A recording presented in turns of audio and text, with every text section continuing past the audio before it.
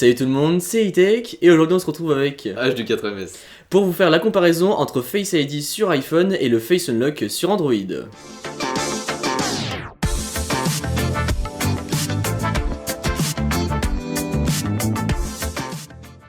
Donc lui il sera avec son OnePlus 5 et moi avec mon iPhone 10 parce que sur le OnePlus 5 il y a eu la mise à jour il y a pas longtemps. J'ai présenté le Face Unlock, donc c'est pas vraiment un Face Unlock, donc ça a été sorti sur le OnePlus 5T, mais c'est une sorte de Face Unlock on va dire.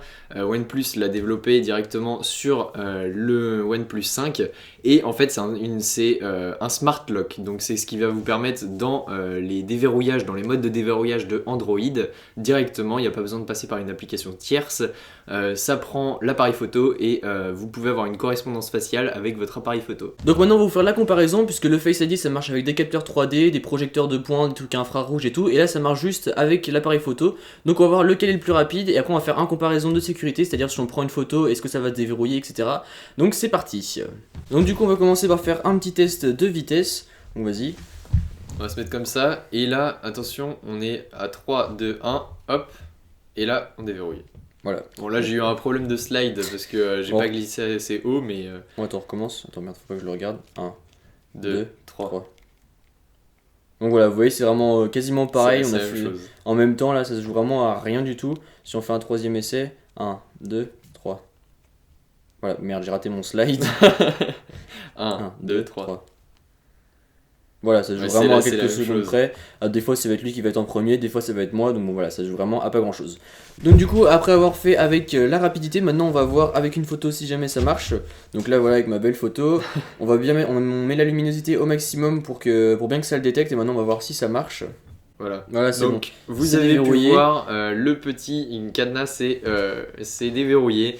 Donc forcément c'est pas une force de sécurité comme sur le Face ID ou comme sur le OnePlus 5T. On a tout simplement le cadenas qui s'est déverrouillé quand on a une photo.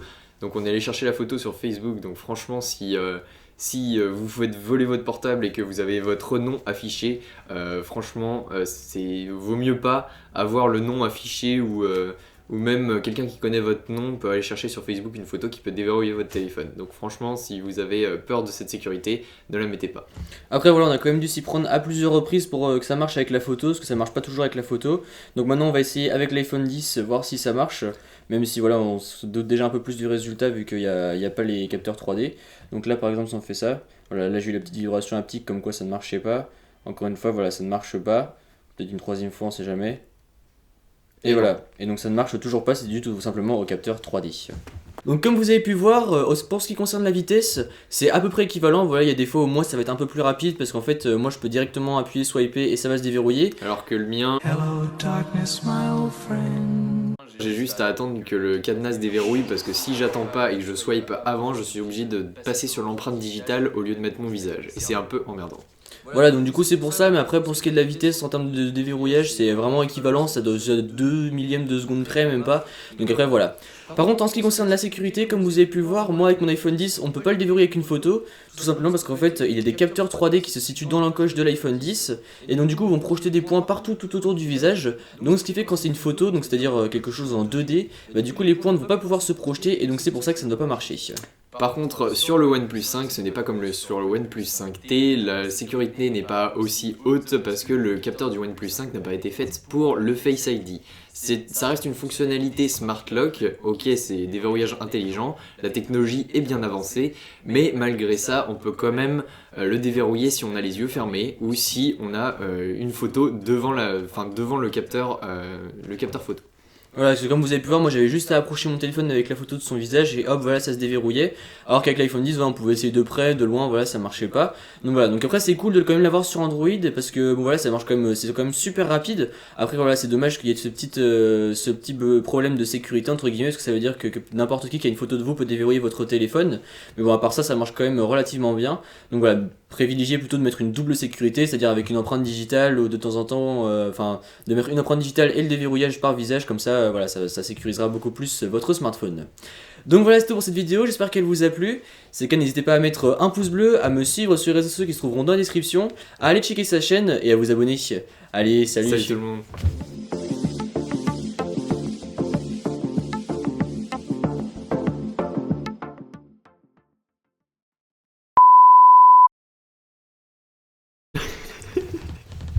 va voir au début de la vidéo.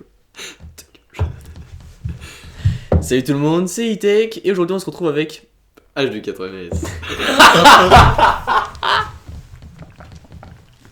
Mec, c'était tellement inattendu que tu mettes un plan comme ça.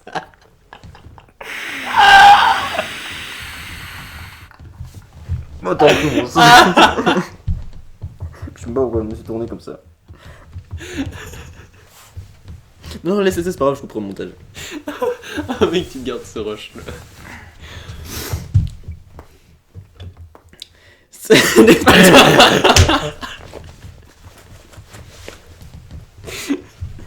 Putain. Attends mais fallait que je fasse ça pour être sérieux.